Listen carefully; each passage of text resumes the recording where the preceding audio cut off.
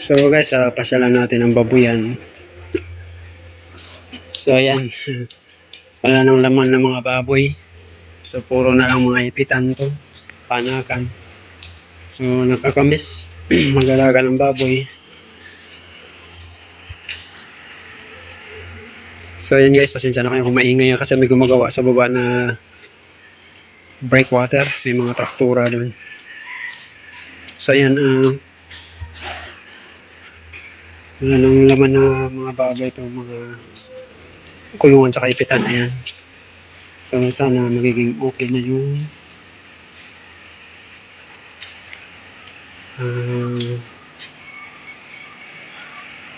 tungkol sa sakit or virus na ESF. So di pa alam kung meron pang kumakalat ng mga virus. So lahat ng mga yan na mga piggery ay nawala na rin ng baboy, nalugi. So sana magiging okay na para magkaroon ulit ng alagang baboy.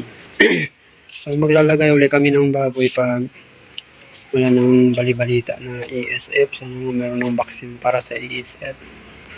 Kaya ang mahal ng karne ngayon ng baboy kasi bira na ng mga baboy ngayon.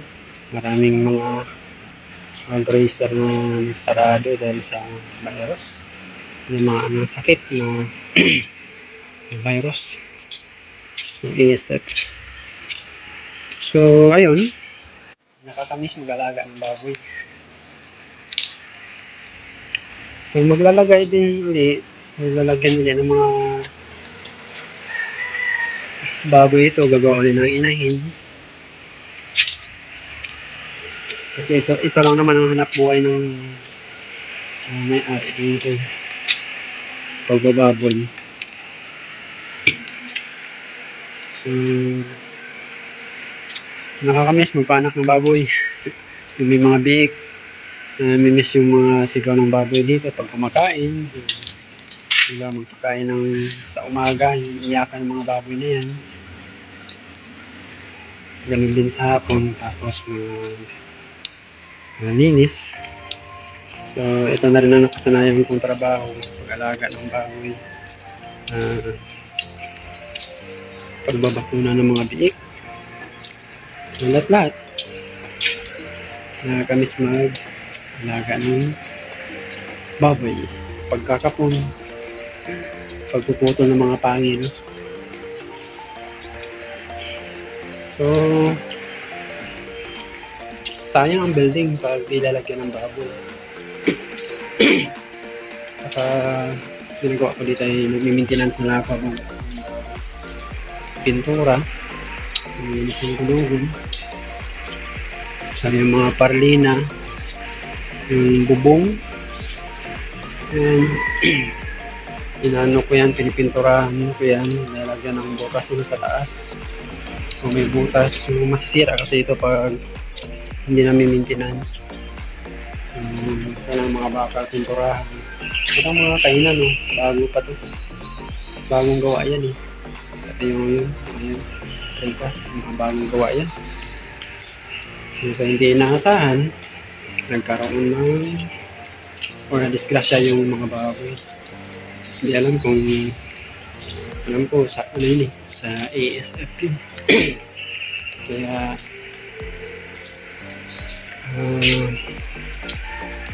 maglalagay din naman ng mga baboy dito pag wala ng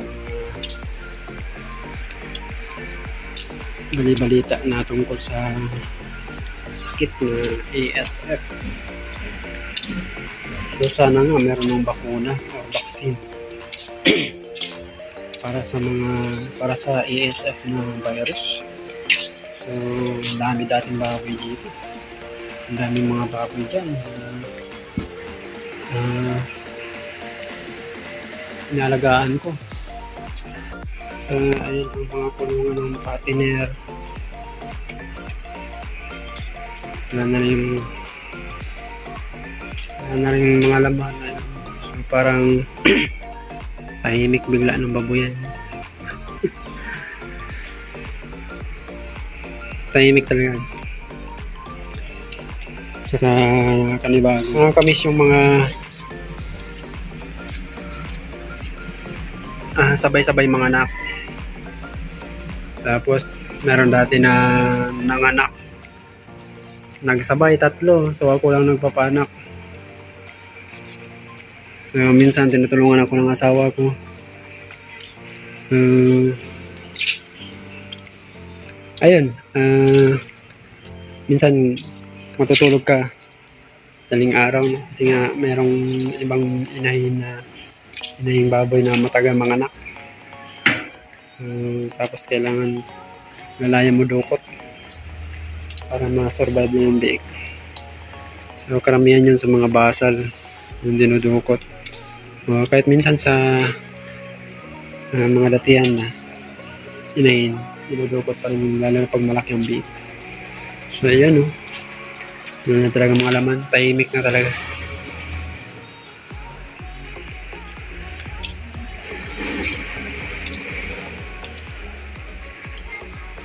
Yung tangke ng plastic, wala ng tubig yan.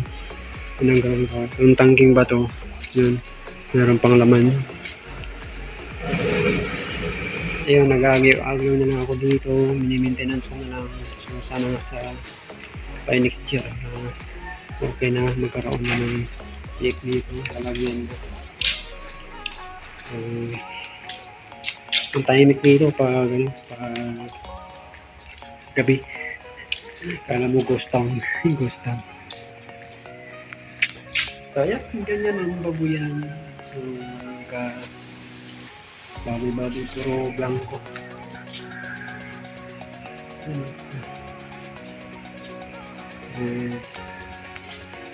Mga kainan mga bago yan. Pagkatapos ng nagawa, saka naman na-discuss yung mga inay bago.